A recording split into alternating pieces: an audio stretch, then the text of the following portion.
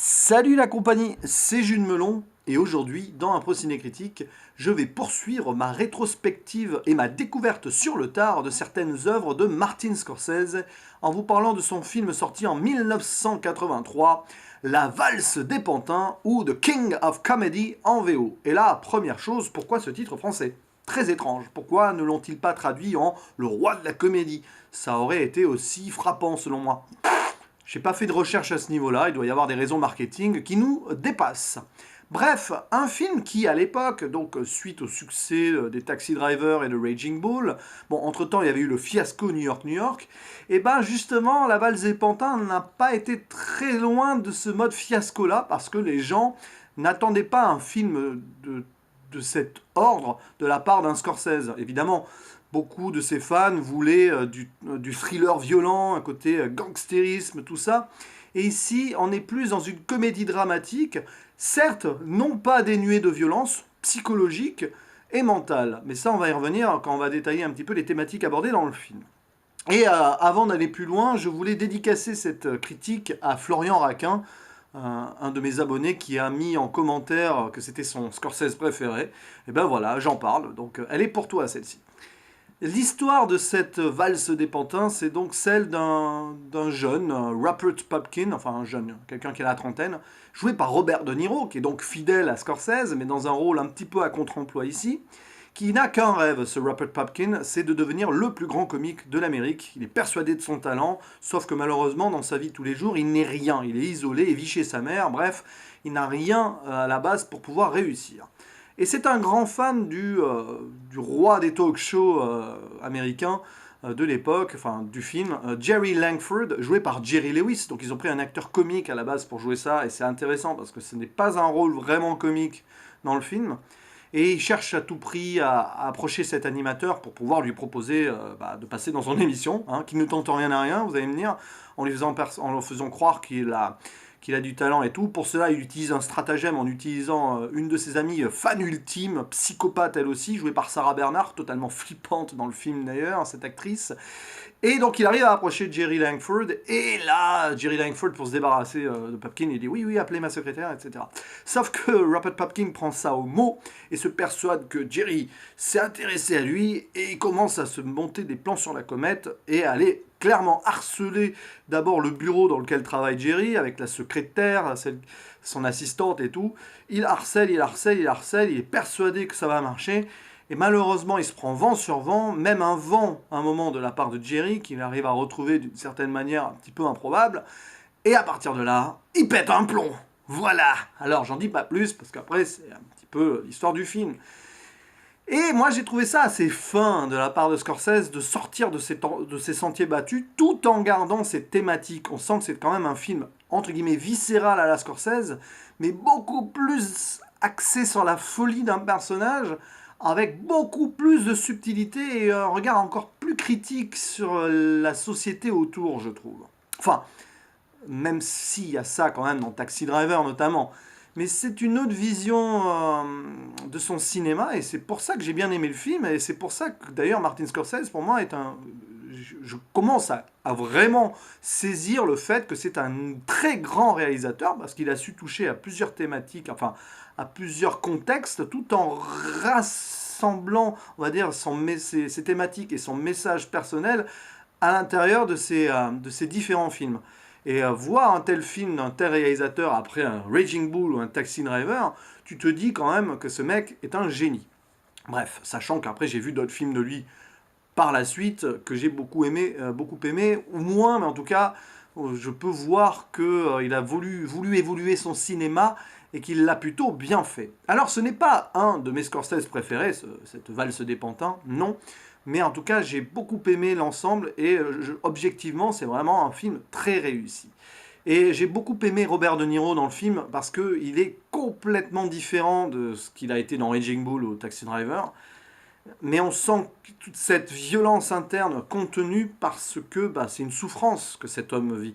Vous avez envie de le plaindre. Il se persuade d'avoir du talent. Or, il en a peut-être. Attention, on ne sait pas, parce que pendant tout le film, on le voit essayer et tout, mais on ne sait pas ce qu'il vaut vraiment. Il n'y a que vers la fin du film où on sait si plus ou moins il a du talent ou non. Enfin, après, c'est subjectif, hein, tout ça, mais bon. Et à la fin du film, on peut se rendre compte d'une certaine chose là-dessus, sans en dire plus. Et vous avez envie de vous attacher à ce genre de personnage. Et c'est la force de Scorsese dans ce film, c'est il arrive à nous faire attacher à un personnage totalement loser et qui utilise des stratagèmes très discutables pour arriver à ses fins. Donc franchement là-dessus, chapeau. Jerry Lewis est aussi très étonnant dans ce rôle de star un petit peu misanthrope, pas très sympathique. Pourtant il est là, il présente un talk show comique et tout chaque semaine ou chaque soir, je ne sais plus. Et dans la vraie vie, ce mec est donc assez... Ouais, il est antipathique, il se la pète un peu, mais surtout il est seul. Et moi, ce que j'ai bien aimé dans le film, c'est le parallèle avec d'un côté Rupert Pupkin, le lambda, le gars qui n'est rien d'un côté et tout, qui a ses rêves, ses fantasmes et tout, qui est seul, enfin il vit chez sa mère, mais seul.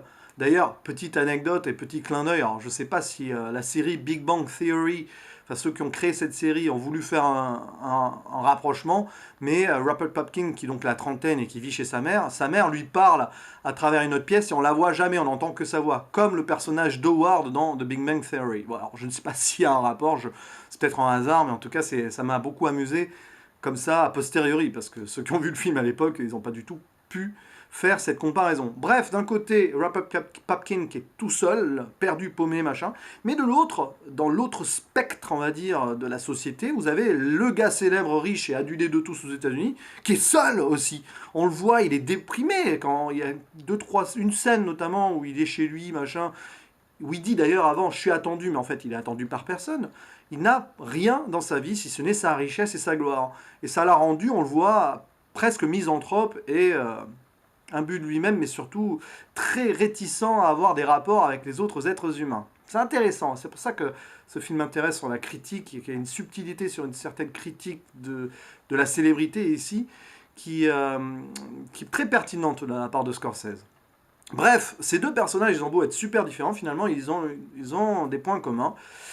Malheureusement, rien ne peut vraiment les réunir, et c'est d'où la seconde partie, enfin la fin du film, où ça part un peu en cacahuète. Voilà. Bref, et puis c'est du Scorsese malgré tout, parce que ça a beau être très différent d'un Taxi Driver, d'un Raging Bull, d'un Mean Street et tout, sorti auparavant. Alors j'ai pas vu New York, New York et ses premiers films, mais bon, voilà.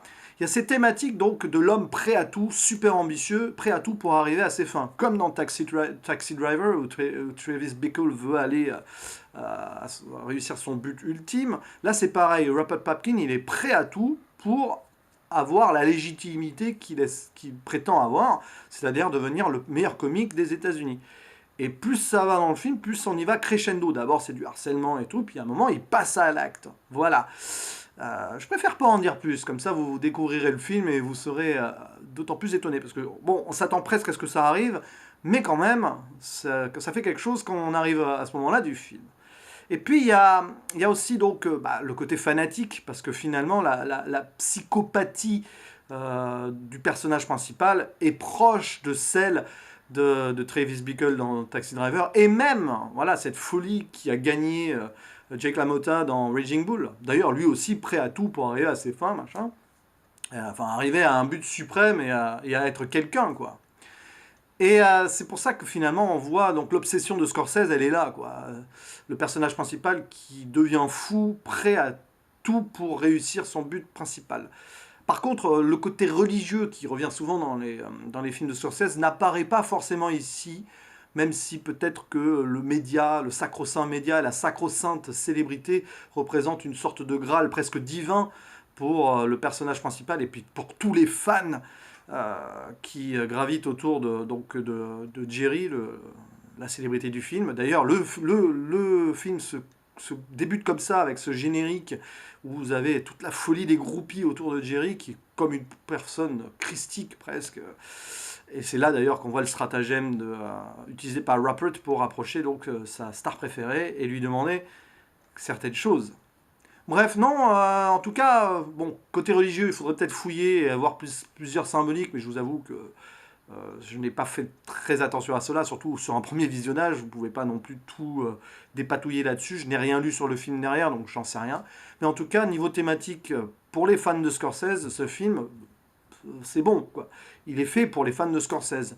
C'est peut-être pour ça aussi qu'il a acquis une sorte de statut plus culte a posteriori, mais c'est vrai qu'à l'époque de sa sortie, malheureusement, c'est pas qu'il est passé inaperçu, je pense pas, mais à côté des Taxi Driver ou Raging Bull, forcément, il a moins fonctionné. Voilà, donc tout ça pour dire que j'ai bien aimé. Alors ça ne sera pas mon Scorsese préféré, parce que ça reste, je pense que ça reste Taxi Driver pour le moment, et puis Raging Bull n'est pas loin. Enfin, de ceux que je viens de revoir, attention. Attention, parce que ceux d'après, il y a Shutter Island que j'ai énormément aimé, mais je préfère avoir revu et tout, à peu près tout, avant de me faire une idée sur ce que sera mon Scorsese préféré. C'est assez mystérieux pour l'instant. Mais en tout cas, il est très intéressant parce que différent. Et puis avec cette thématique sur les médias et cette quête de la célébrité, il y a eu des films comme ça. Il y a eu le Quiz Show de Robert Redford qui est sorti après. Auparavant, il y a eu Network là aussi qui était intéressant. Donc cette obsession de la société américaine sur ses stars, sur le média télévision, le média roi de l'époque, qui obsédait pas mal de metteurs en scène et qui donnait d'ailleurs donc du coup certains films intéressants sur le sujet. Et ici, il y a vraiment une critique. Si on veut chercher le côté religion, donc du coup de ce film, c'est la télé égale Dieu, quoi, pour beaucoup de gens. Voilà. Mais en tout cas, c'est un film que je conseille, ce King of Comedy. Puis comme le disait le personnage principal, hein, au final, vaut mieux être le roi d'un jour que être un petit con, un petit rien du tout, toute sa vie. Je ne sais plus la citation exacte, mais c'est King for one day, rather being a schmuck. C'est ça le mot qui est utilisé, for a lifetime. Et c'est un petit peu le message du film, c'est que certains sont prêts à tout pour un quart d'heure de gloire, le fameux quart d'heure de gloire, quitte à tout perdre avant et à tout risquer, enfin à tout perdre après et tout risquer avant pour y arriver. Pourquoi pas, mais bon. D'ailleurs, la fin du film est hyper intéressante parce que, bon, j'en révèle pas plus, mais je finis là-dessus. Donc, à la rigueur, vous pouvez quitter la vidéo là si vous voulez vraiment rien savoir. Mais bon, pendant tout le film, on voit donc Robert Pupkin, qui est tellement lambda d'ailleurs, que son nom est écorché par les autres. C'est très intéressant comme procédé. Il est appelé Pumpkin, évidemment, Popkin. Il est tellement personne que personne ne retient son nom. Et il fantasme sa célébrité. On le voit s'imaginer célèbre et tout. C'est flippant d'ailleurs. Et à la fin, il se passe des trucs, donc je révèle quand même pas. Et puis on le voit faire son sketch à la télé. Sauf que on a un doute quand même de tout ça. Quand tu arrives à la fin du film, tu as un doute. Alors, est-ce qu'il a vraiment réussi à faire son sketch à la télé? Normalement, oui. Mais si tu as une seconde lecture du film, tu peux te dire qu'il a tout fantasmé, y compris toute la seconde partie du film, et qu'il n'est pas passé à l'acte de ce qu'il avait prévu, et qu'il a juste fantasmé, imaginé ce qu'il allait réaliser si ça marchait, quoi.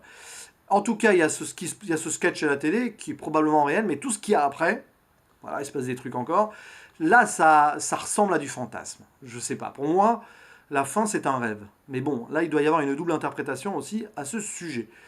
Mais c'est intéressant. Ça sera intéressant de revoir ce film-là en analysant bien le final, parce que le final, il y a des procédés utilisés par Scorsese qui me font douter de la véracité des choses. Mais ça, je n'en sais rien. Voilà, c'est tout ce que j'avais à dire. Je pense que j'en ai dit pas mal sur la valse des pantins. Donc, j'ai du mal avec ce titre français, je vous avoue.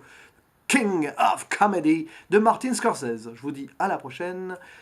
Ciao.